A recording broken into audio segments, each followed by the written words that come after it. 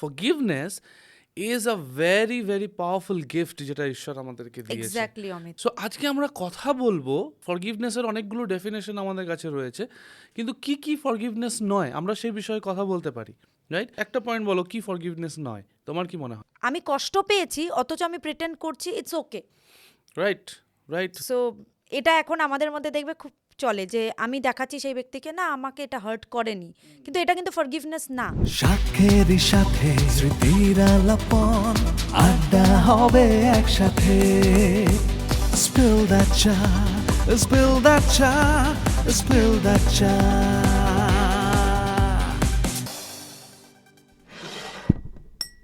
Hello friends, আপনাদের প্রত্যেকে welcome জানাই আমাদের এই নতুন এপিসোডে পডকাস্টে স্পিল দ্য চায়ের। স্পিল দ্য চা এই নামটা শোনার সাথে সাথে চায়ের একটা মানে চা চা করে মনে।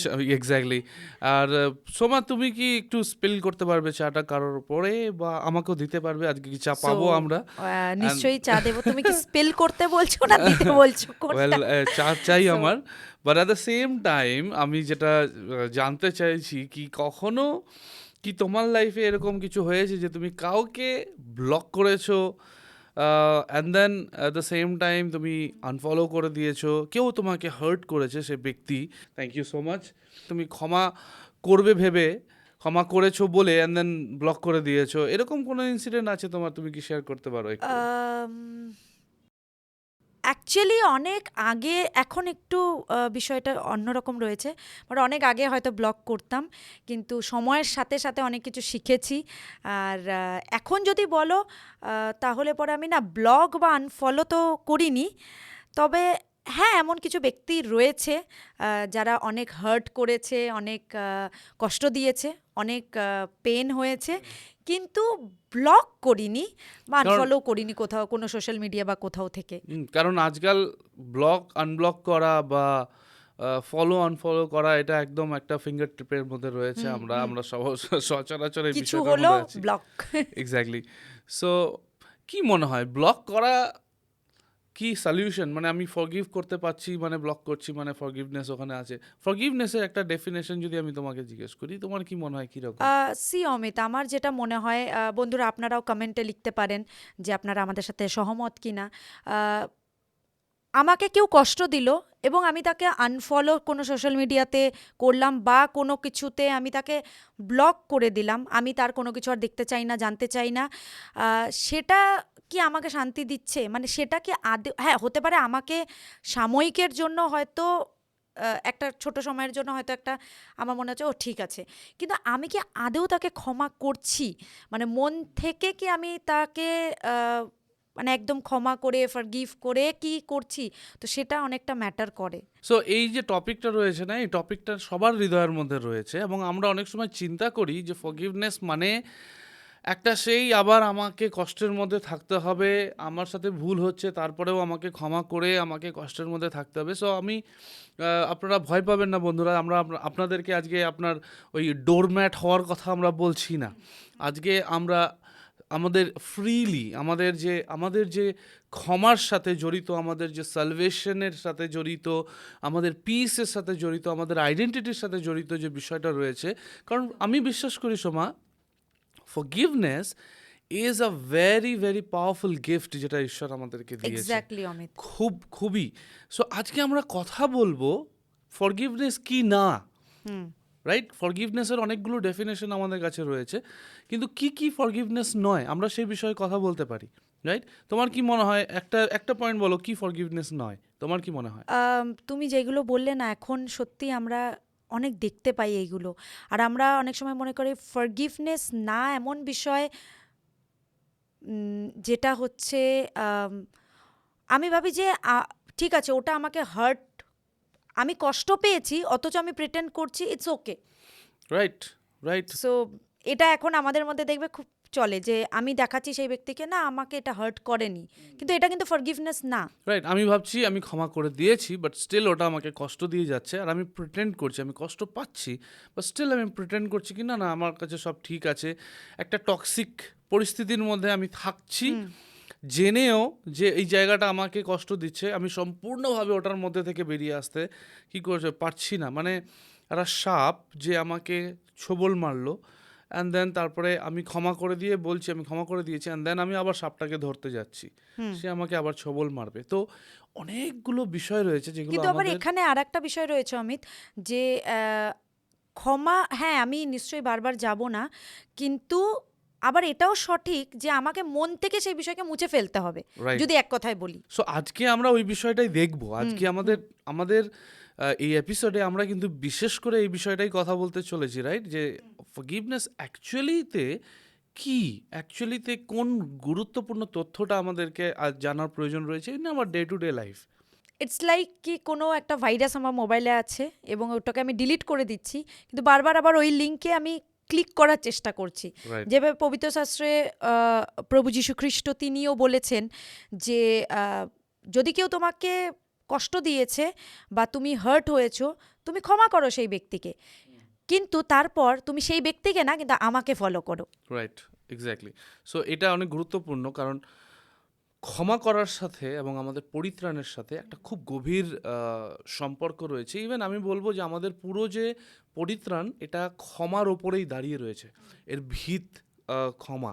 কারণ যীশুখ্রিস্ট আমাদেরকে বলেনি যে তুমি সম্পূর্ণভাবে পরিষ্কার হও, ভালো হও, পবিত্র হও, পবিত্র হও এবং তারপরে আমি তোমাকে ক্ষমা করবো। নো, আমরা যখন ওই মেসের মধ্যে রয়েছিলাম, আমরা যখন ওই কাদার মধ্যে লিপ্ত, ওই নোংরার মধ্যে পড়ে রয়েছি, সেই সময় তিনি আমাদেরকে ক্ষমা করেছেন। আচ্ছা, হোয়াট ডু ইউ থিঙ্ক, যদি ঈশ্বর মানুষের মতো গ্রাজেস রাখে, রাইট, হৃদয়ের মধ্যে যদি ঈশ্বরও না, ওকে তুমি এই ভুল জিনিসগুলো করেছো, আমার ঠিক আছে আই ফরগিভ, বাট একটা মনের মধ্যে উনি রেখে দিচ্ছে, হোয়াট ডু ইউ থিঙ্ক কী হতো?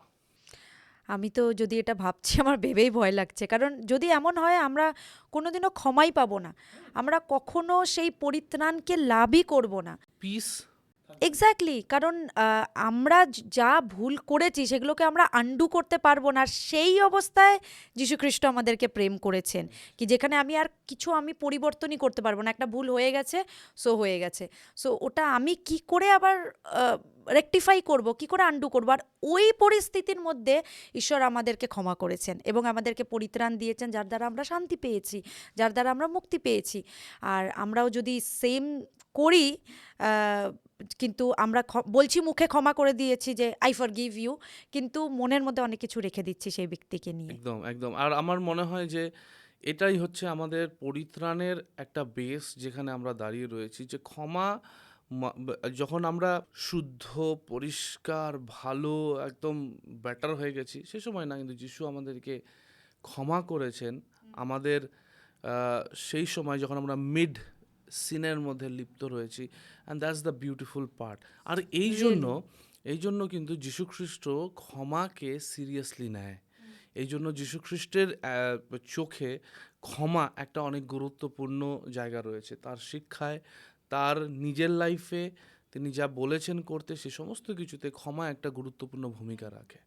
যেভাবে পিতর প্রভু যীশু খ্রিস্টকে জিজ্ঞেস করছিল যে যীশু আমাদেরকে কতবার ক্ষমা করার প্রয়োজন আছে, আর তখন যীশু উত্তর এইভাবে দেয় কি 7 গুণ 70 বার।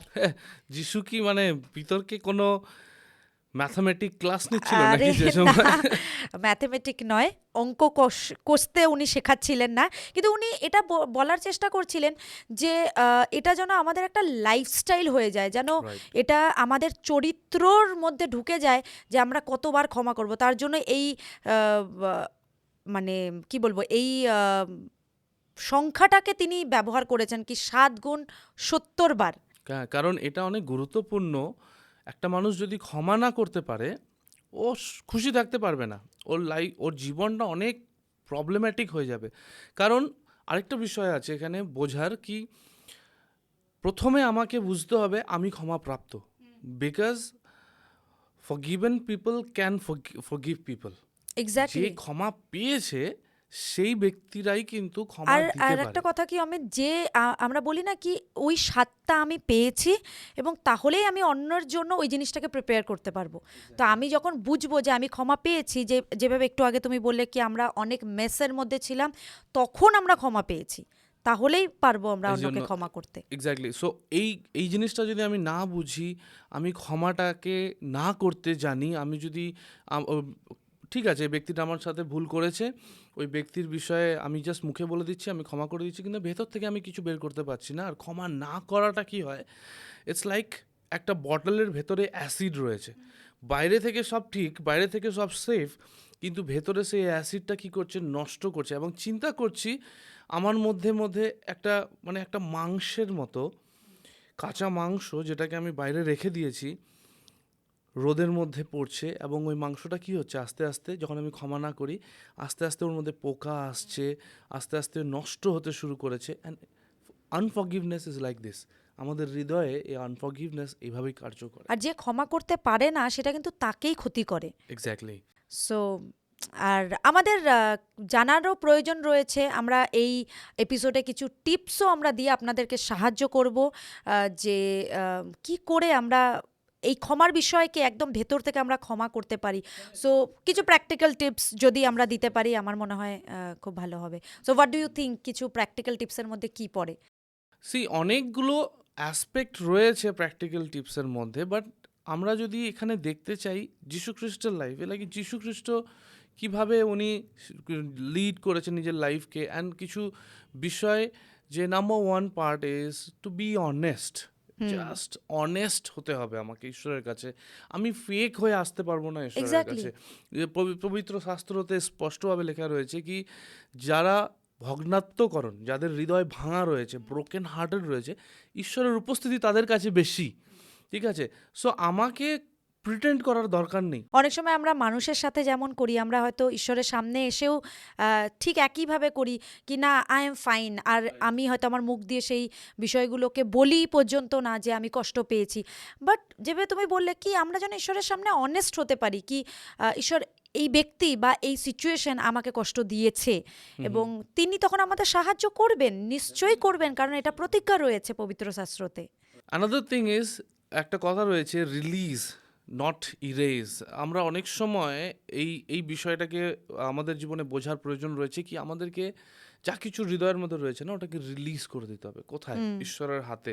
আলটিমেটলি আমি বলছি, ক্ষমা হচ্ছে এমন যে ঈশ্বর বিচার করা, রিভেঞ্জ করা, এই যে বিষয়টা আছে, আমি ওটা তোমার হাতে, জাস্টিস Exactly. পার্টটা আমি তোমার হাতে সমর্পণ করছি। আমি শান্তিতে থাকতে চাই, আমি ক্ষমা করছি, তুমি হ্যান্ডেল করো বাদ বাকি বিষয়গুলো, কি ভুল আছে কি না আছে, ঈশ্বরকে আমি অ্যালাউ করছি to handle that, right? But আমি রিলিজ হতে চাই, কারণ আমি আমার ভেতরে যে তিক্ততা আছে সেটা থেকে আমি মুক্ত হতে চাই, Exactly. কারণ ওটা আমাকে খুশি দেবে আমার জীবনকে যাপন করার যেটা জন্য। আমাকে সাহায্য করবে। তারপর আমরা কিছু বাউন্ডারিজকে সেট করতে পারি, যে যেই ঘটনা আমার সাথে ঘটেছে সেটা যেন আর দ্বিতীয়বার না ঘটে, সেটার জন্য আমি যেন কিছু বাউন্ডারিজ যেন সেট করি, আর যেটা আমাকে সাহায্য করবে যে যেন আবার সেই বিষয়ে ঘটনা বারবার আমার সাথে না হোক। নাও এইটা অনেক গুরুত্বপূর্ণ একটা পয়েন্ট, যেটা আমাদেরকে বুঝতে হবে কি, আমরা অনেক সময় চিন্তা করি যে ওকে, এই ব্যক্তিটা আমাকে কষ্ট দিয়েছে এবং এই ব্যক্তিটাকে আমি ক্ষমা করে দিয়েছি, সো আমি এই ব্যক্তিটার কাছে আবার যাব, আমি আবার এই ব্যক্তিটার সাথে মিশবো। ডেফিনেটলি ওটা করা প্রয়োজন রয়েছে, কিন্তু যদি আপনি দেখছেন যে সেই জায়গা থেকে আপনি বারবার কষ্ট পাচ্ছেন, আপনি বারবার ওখান থেকে হার্ট হচ্ছেন, আপনি বুঝে গেছেন যে আমি এখানে গেলেই আমি কষ্ট পাবো, সেই জায়গায় আপনাকে হয়তো একটা ডিস্টেন্স মেনটেন করতে হবে। হ্যাঁ, আপনি রিলিজ করছেন সমস্তটাই, কিন্তু অ্যাট দ্য সেম টাইম আপনি ওয়াইজও হচ্ছেন। কেন বলছি, যিশুও সবাইকে ভালোবেসে এসেছিলেন কিন্তু জগতে, এভরিবডি, রাইট? সবাইকে উনি ভালোবেসে এসেছিলেন। ওনার যে গুড নিউজ ছিল, সেই গুড নিউজটা সবার জন্য ছিল, তাই তো? কিন্তু স্টিল যিশু কিছু কিছু জায়গা থেকে পালিয়ে গেছে। Exactly, right. যখন তিনি পৃথিবীতে ছিলেন, স্টিল উনি কোথাও কথা বলছিলেন, এবং উনি বুঝতে পারছেন এই কথাগুলো আমার এখানে অ্যাকসেপ্টেড না, এবং উনি ওখান থেকে কিন্তু পালিয়ে গেছে।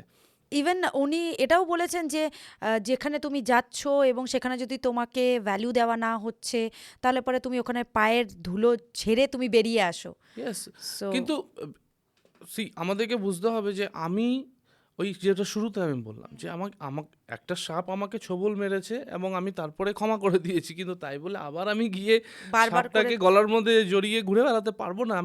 আমি ভালো মতো জানি ও আমাকে আবার ছোবল দেবে, যদি আমি এটা জানতে পারছি। নাও দের আর কন্ডিশনস যেখানে হয়তো সম্পর্ক আবার রিস্টোরেশনে চলে আসে, সমস্যা হয় না, তো সেটা ডেফিনেটলি আমরা করব, ওটা ভালো। কিন্তু যদি আমি জানি আমাকে যে জায়গায় গেলে আমাকে বারবার করে কষ্ট পেতে হচ্ছে, সেই জায়গাতে আমাদেরকে ওয়াইজলি কী করতে হবে, আমাদের ডিসিশন নিতে হবে।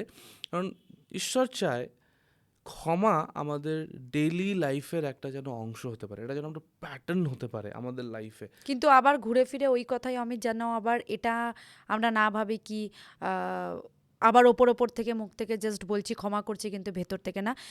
বন্ধুরা, এই কনসেপ্টকে বুঝতে হবে যে ভেতর থেকে আমি ক্ষমা করে দিয়েছি, কিন্তু আমি বারবার করে আবার সেই জিনিসটাকে অ্যালাউ করব না আমার জীবনে। একদম। বাট এটা খুব গুরুত্বপূর্ণ যেন আমাদের হৃদয় থেকে আমরা ক্ষমা করতে পারি।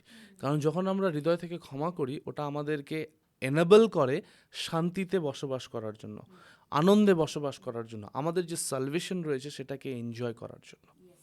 আর যেই মুহূর্তে আমরা ক্ষমা করি না ভেতর থেকে, যেভাবে অমিত তুমি বললে, ওই সময় না আমরা একটা আলাদা অনুভূতি আমরা করি। কারণ এটা নয় যে যেই মুহূর্তে আমি ক্ষমা করে দেব আর আমি হঠাৎ করে খুব অ্যামেজিং ফিল করব কি আমার খুব ভালো লাগছে, ইটস নট লাইক দ্যাট। কিন্তু আমি কোথাও না কোথাও খুব হালকা ফিল করব, খুব Yes, লাইট ফিল করব। yes. আর প্রভু যীশু খ্রিস্ট আমাদেরকে ক্ষমা করেছেন এটার জন্য না যে তবুও আমরা একটা বিটারনেসের মধ্যে আমাদের জীবনযাপনকে চালাই, কিন্তু তিনি আমাদেরকে ক্ষমা করেছেন যেন আমরা ফ্রিলি জীবনযাপন করতে পারি। Wow, so right. Salvation brings freedom, Freedom, right. যেটা আমাদের জীবনকে সুন্দর স্মুথলি চালানোর জন্য সাহায্য করে। একদম ডেফিনেটলি আমি 100% এগ্রি করি এই বিষয়টাতে। কারণ দ্য মোমেন্ট আমরা রিলিজ করি না কারোর কোনো সেই সমস্ত দুঃখ কষ্ট বিটারনেসকে রিলিজ করি, একটা শান্তি আসে, একটা ফ্রিডম আসে, একটা লাইট ফিলিং আসে, মনে হয় যেন কোনো বোঝ আমার মধ্যে থেকে চলে গেল। এবং যিশু চায় আমরা যেন সেই বোঝ রিলিজ করে আমরা বাঁচতে পারি, কারণ তিনি বলেছেন তোমার সব ভার আমাকে দাও, রাইট? কিন্তু ক্ষমা না করা আমাদেরকে ওই বোঝকে নিয়ে মানে কষ্ট করে টেনে বেড়াতে হয়। সো বন্ধুরা, আমি জাস্ট আপনাদেরকে বলতে চাই, কারোর কি নাম আপনাদের মাথার মধ্যে আসছে এই সময় যাকে হয়তো আপনি ক্ষমা করতে পারছেন না? আমি জাস্ট বলতে চাই আপনাকে, ঈশ্বরের হাতে সমর্পণ করুন, ক্ষমা করুন, রিলিজ করুন, যেন আপনি শান্তিতে থাকতে পারেন, আপনি যেন লাইট স্বাধীনতায় আপনার যে পরিত্রাণ সেটাতে আপনি জীবনযাপন করতে পারেন। আর সেটা অন্যের জন্য নয়, কিন্তু নিজের জন্য করুন, নিজের হিলিংয়ের জন্য করুন। একদম একদম। আমরা অন্যের জন্য নয়, কিন্তু আমি ভালোবাসতে চাই, আমি ভালো থাকতে চাই, আমি শান্তিতে থাকতে চাই, সেই জন্য আমি ক্ষমা করব। ইট ইজ ফর মাই সেক, আমার জন্য, রাইট? সো আমি আপনাদের জন্য এই সময়তে প্রার্থনা করতে চাই। যদি কারোর নাম আপনার মাথায় আসছে, এটা কোনো অ্যাক্সিডেন্ট না, এটা ঈশ্বর নিয়ে এসেছে এই সময়তে। সো আমি আপনাদের জন্য প্রার্থনা করতে চাই। মঙ্গলময় ঈশ্বর, আমি প্রভু যিশু নামে তোমার কাছে আসছি, এবং প্রভু আমি এই সময়তে যে কেউ আমাদেরকে শুনছে না কেন তাকে তোমার হাতে সমর্পণ করি। প্রভু, যেভাবে তুমি আমাদেরকে ক্ষমা করেছো, যেভাবে আমি ক্ষমা পেয়েছি, যেভাবে আমরা ক্ষমা পেয়েছি তোমার কাছ থেকে, একইভাবে প্রভু তুমিও আমাদেরকে ক্ষমা করতে শেখাও, একইভাবে তুমিও আমাদেরকে ক্ষমা দিতে শেখাও, যেন আমরা পরিত্রাণের সেই শান্তি, আনন্দ এবং স্বাধীনতাতে জীবনযাপন করতে পারি। যিশুর নামে চাই, আমেন। আর আসুন না আমরা নিজেরা একটা জাস্ট চ্যালেঞ্জের মধ্যে থাকি, একটা উইকলি চ্যালেঞ্জ, কি এই সপ্তাহে আপনারা নাম লিখুন কাকে কাকে এখনো ক্ষমা করতে পারেননি, Yes. তাদের জন্য প্রার্থনা করুন এবং ঈশ্বরের হাতে সমর্পণ করুন সমস্ত তিক্ততা বা খারাপ লাগা বিষয়গুলোকে, যেটা নিয়ে আমি নিজেও এখন স্ট্রাগল করছি, এবং আমিও প্রার্থনা করছি যেন আমিও সম্পূর্ণভাবে এই জায়গার থেকে রিলিজ হতে পারি। রাইট? আমরাও এই জিনিসটা দিয়ে স্ট্রাগল করি, মানে আমরা এখানে বসে কথা বলছি, মানে এটা না যে আমরা একদম পারফেক্ট পিপল, নো, আমাদের জীবনেও এরকম Exactly. ইনসিডেন্ট হয় এবং আমরাও ট্রাই করছি, আমরাও সম্পূর্ণভাবে চেষ্টা করছি এই বিষয়ে। আশা করি এই ভিডিও, এই এপিসোড আপনাদের ভালো লেগেছে। ফরগিভনেস নিয়ে আপনাদের কি মতামত সেটাও আমাদেরকে কমেন্ট বক্সে জানাবেন, আর আমরা অবশ্যই খুব খুশি হব আপনাদের কমেন্ট পড়ে, এবং আমরাও কিছু শিখতে পারবো। আর আবার নেক্সট এপিসোডে কোনো একটা ভালো ইউজফুল এপিসোড নিয়ে আমরা আসতে চলেছি, আমাদের সঙ্গে থাকবেন। Till the time, bye bye.